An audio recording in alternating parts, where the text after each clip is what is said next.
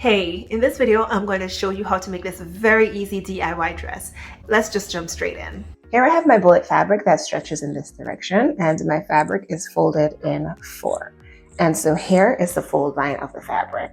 In order to create the shape of this dress, I'm going to be using a pencil skirt and a regular tank top.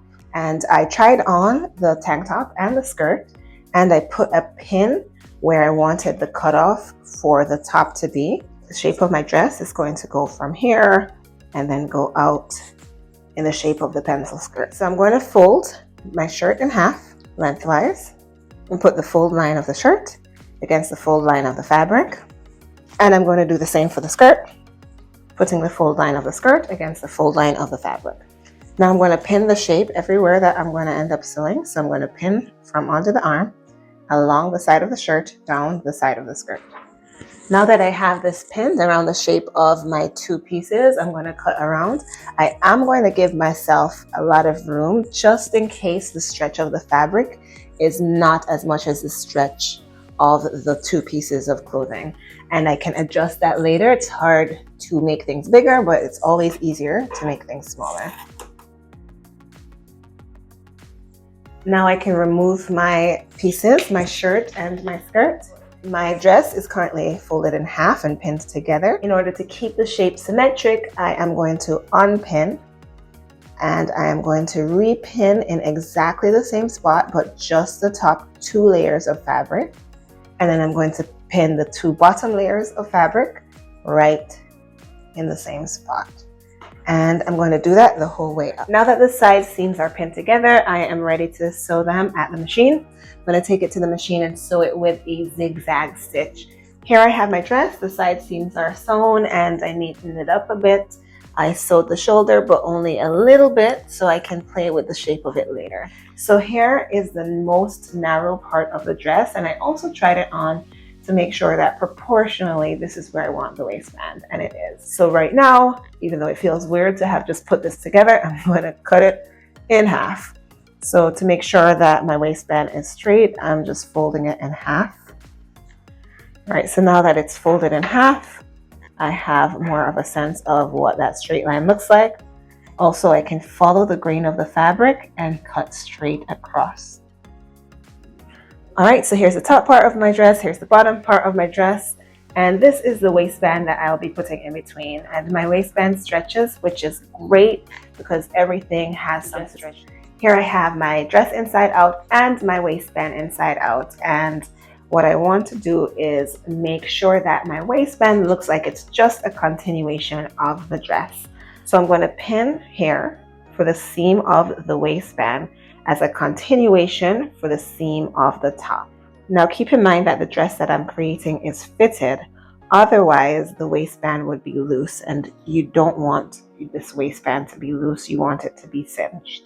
Now as we pin this waistband, what I do want you to take note of is that the bottom part here is wider than the top, and so this waistband is going to have a slight curve going down so that it can look really nice and like one continuous thing going straight down. Now that's a fine detail, but it is a detail that will make a difference in the look of your piece. And I put a little pin to remind myself that this is the bottom of the waistband.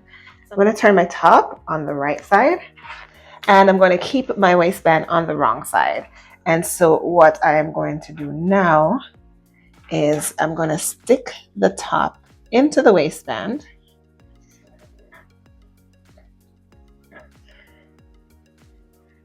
And pin the waistband to the top, right side to right side. And I'll start from my seams to make sure that it lines up very neatly. Once I have my seams pinned together, I'm going to now pin the halfway point. I want to make sure that this waistband is not gathering anywhere. So I just want to make sure everything is stretched to the same level. And if you want to be really precise, you can go ahead and pin in between those as well. And so when you turn this around, that's what that would look like.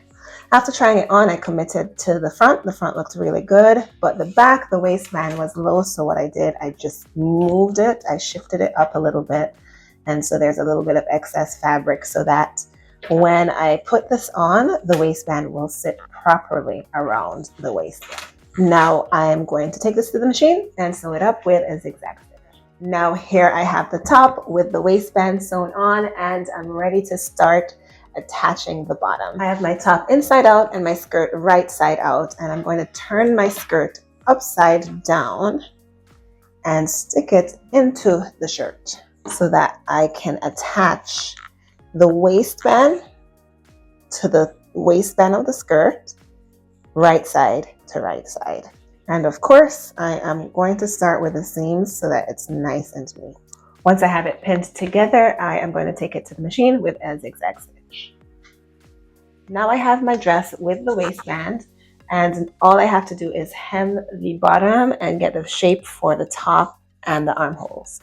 So I put this pin here, I tried it on and I put this pin here to mark out how deep I want. I'm going to do a V-neck.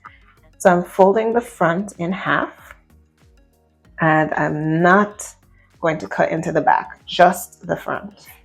So in order to get the V going down to here, I'm going to give myself a seam allowance of about 1 inch, and I'm going to cut from here going down to that point. My last step is to hem the neckline, the armhole, and the bottom of the skirt. And in order to hem, I'm going to do a double fold. So I'm going to fold and then fold again and pin. And I'm going to do that the whole way around and sew with a zigzag stitch. If you enjoyed this tutorial and want to see more very easy DIYs, go ahead and click the playlist right there.